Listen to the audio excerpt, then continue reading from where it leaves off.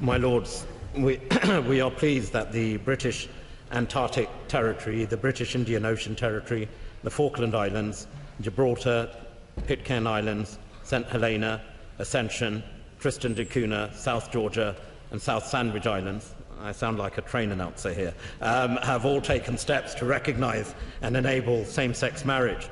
In the overseas territories where same-sex marriage is not currently recognised, we continue to engage constructively with both governments and civil society to encourage and promote equality irrespective of gender or indeed sexuality. Thank the Minister for that detailed answer. The United Kingdom Government imposed on overseas territories compliance with via the International Money Laundering Act of 2018, even though there were not agreed international regulatory frameworks. The government refuses to require the overseas territories, all of the overseas territories, to respect the rights of LGBT citizens under the ECHR, which they and we must be compliant. Why the double standard?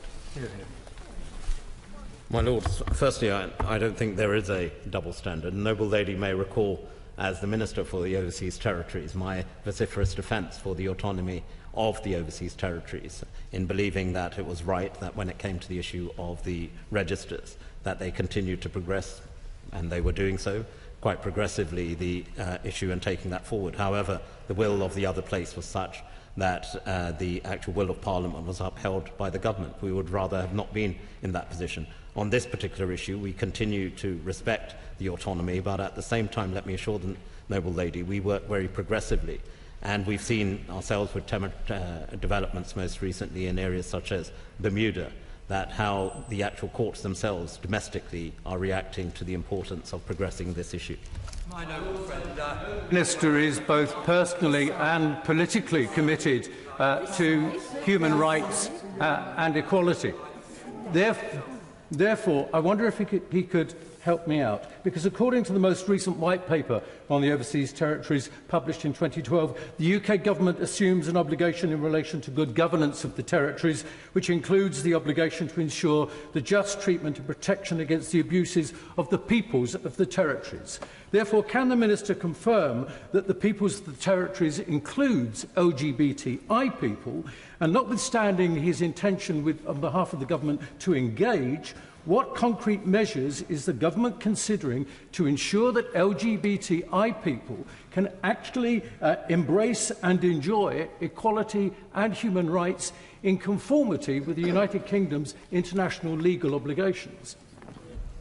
Well, first of all, on the latter point, I assure you that we work very constructively with our British overseas territories to ensure that they do comply with international obligations. Indeed, the progress we've seen in places in Bermuda is reflective of the fact that that equality for all the citizens, including members of the LGBT community, are very much safeguarded, and that they continue and can play in the future a full and active role. On the issue of progressing on the specific issue of equal marriage, as I've said, we are engaging constructively, and it remains the British government's position. The noble Lord mentioned the 2012 paper, that the basis of that would be to encourage and continue to support the overseas territories to make progress on this important issue directly themselves. My noble friend aware that I must declare an interest as Vice Chairman of the All-Party Cayman Group, but in doing so, will he confirm that particularly in the Caribbean, a number of the overseas territories have their own constitution to deal with domestic matters? And then, as I understand it, in their view, this particular subject that's raised by this question is a domestic issue. They have elected members of Parliament. Those parliaments debate these issues, and surely it is for those parliaments, which after all represent the people living in those islands, to decide what is appropriate or not. My Lords, as I've already said, of course we respect the rights of our British overseas territories in terms of their domestic issues, but it's also important that on issues of fairness that the government of the United Kingdom continues to hold constructive discussions, as we do in broader terms as well. I'm minded to quote my right honourable friend the Prime Minister when she addressed this important issue in the context of the Commonwealth Conference, where she said, and I quote, "As a family of nations, we must respect one another's cultures and traditions, but we must do so in a manner consistent with our common value of equality, a value that is clearly stated in the Commonwealth Charter.